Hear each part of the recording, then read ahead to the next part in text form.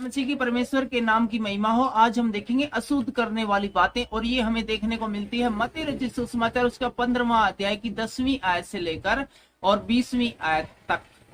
यदि आपके पास बाइबल है तो आप भी चुप मत रहिए, शांत मत रहिए, हमारे साथ बाइबल को खोल लीजिए, क्योंकि परमेश्वर के वचन को अच्छी तरह समझने के लिए जरूरी है कि साथ के साथ हम उस वचन को अंडरलाइन कर लें, उसको साथ के साथ देखें। इसके लिए आपको कुछ नहीं करना है, मत्ती रचित सुसमाचार खोलना है नए नियम के अंदर, और उसके अंदर आपको 10वीं आयत से लेकर 20वीं आयत तक हमारे साथ पढ़ना है, देखना है। सबसे पहले हमेशा की तरह हम इस अध्याय को, इस चैप्टर को, इस अंश को, 15वां अध्याय के इस अंश को हम उर्दू में पढ़ेंगे, और उसके बाद इसको हिंदी में पढ़ते हुए इसको एक्सप्लेन करने की कोशिश करेंगे। और इसका उर्दू के अंदर शीर्षक रहेगा बातें जो आदमी को नापाक बनाती है। तो आइए 10वीं आयत से पढ़ना शुरू करते हैं उर्दू में। फिर उसने लोगों को पास बुलाकर उनसे कहा, सुनो और समझो, जो चीज मुंह में जाती है वो आदमी को नापाक नहीं करती, मगर जो मुंह से निकलती है वही आदमी को नापाक करती है। इस पर शागिर्दों ने उसके पास आकर कहा, क्या तू जानता है कि फरीसियों ने ये बातें सुनकर ठोकर खाई है? उसने जवाब में कहा, जो पौधा मेरे आसमानी बाप ने नहीं लगाया जड़ से उखाड़ा जाएगा। उन्हें छोड़ दो, वो अंधे राह बताने वाले हैं, और अगर अंधे को अंधा राह बताएगा तो दोनों गड्ढे में गिरेंगे। पतरस ने जवाब में उससे कहा, ये तमसील हमें समझा दे। उसने कहा, क्या तुम भी अब तक बेसमझ हो? क्या नहीं समझते हो कि जो कुछ मुंह में जाता वो पेट में पड़ता है और मजे में फेंका जाता है, मजबले में फेंका जाता है? मगर जो बातें मुंह से निकलती है वो दिल से निकलती है, और वही आदमी को नापाक करती है।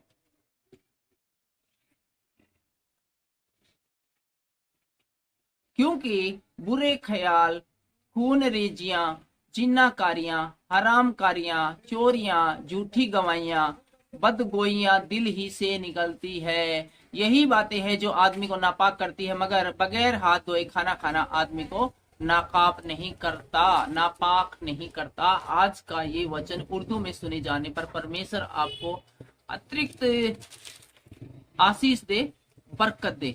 आइए अब हिंदी में देखते हैं अशुद्ध करने वाली बातें इंसान को कौन कौन सी है। 10वीं आयत में हमें यीशु मसीह बताता है, तब उसने लोगों को अपने पास बुलाकर उनसे कहा, सुनो और समझो। आप भी वचन को सुनो और समझो। जो मुंह में जाता है वह मनुष्य को अशुद्ध नहीं करता है। और 11वीं आयत में यीशु मसीह हमें बताते हैं, जो मुंह में जाता है वह मनुष्य को अशुद्ध नहीं करता है। जो मनुष्य के अंदर मुंह में खाना जाता है वो मनुष्य को अशुद्ध नहीं करता है, पर जो मुंह से निकलता है वही मनुष्य को अशुद्ध करता है। जो चीजें मुंह में जाती है वो मनुष्य को अशुद्ध नहीं करती, लेकिन जो मुंह से निकलती है वो बातें मनुष्य को अशुद्ध करती है। इसलिए सोच समझ कर मुंह से निकालिए, मुंह से बातें निकालिए, सोच समझ कर बोलिए। पहले तोलो फिर बोलो, हिंदी में एक कहावत भी है। और 12वीं आयत बताती है, तब चेलों ने आकर उससे कहा, क्या तू जानता है कि फरीसियों ने यह वचन सुनकर ठोकर खाई है? यीशु ने उत्तर दिया, हर पौधा जो मेरे स्वर्गीय पिता ने नहीं लगाया उखाड़ा जाएगा। अर्थात जो लोग वचन पर नहीं चलते हैं, परमेश्वर के पीछे रन नहीं करते हैं, अर्थात वो पौधे परमेश्वर के लगाए हुए नहीं है, वो परमेश्वर के जन नहीं है, वो शैतान की ओर से हैं, और अंतिम समय में उनको उखाड़ कर फेंक डाला जाएगा। शैतान के साथ ही उनको नरक की आग में डाल दिया जाएगा। जो शैतान के साथ चलेंगे वो शैतान के साथ ही एट द टाइम अंतिम समय में जाएंगे। जो परमेश्वर के साथ चलेंगे वो अंतिम समय परमेश्वर के साथ जाएंगे। 14वीं आयत कहती है, उनको जाने दो, वो अंधे मार्गदर्शक है, और अंधा यदि अंधे को मार्ग दिखाए तो वे दोनों गड्ढे में गिरेंगे। तो यीशु मसीह कहते हैं कि उनको छोड़ो, उनका चक्कर में मत पड़ो तुम। जो वे अंधे व्यक्ति हैं, और एक अंधा यदि दूसरे अंधे को मार्ग दिखाएगा तो वो है गड्ढे में ही गिरेंगे। फरीसी हैं वो, अपनी ही उन्होंने नियम बना लिए हैं, कायदे कानून बना लिए हैं, और मेरा हवाला देकर, परमेश्वर का हवाला देकर कि ये बात परमेश्वर की ओर है, वे अपनी ही व्यवस्था है उसको लागू करते हैं। अब उस व्यवस्था को मानने वाले और मनवाने वाले दोनों के दोनों है वो नरक में जाएंगे, क्योंकि वे मेरी व्यवस्था नहीं है।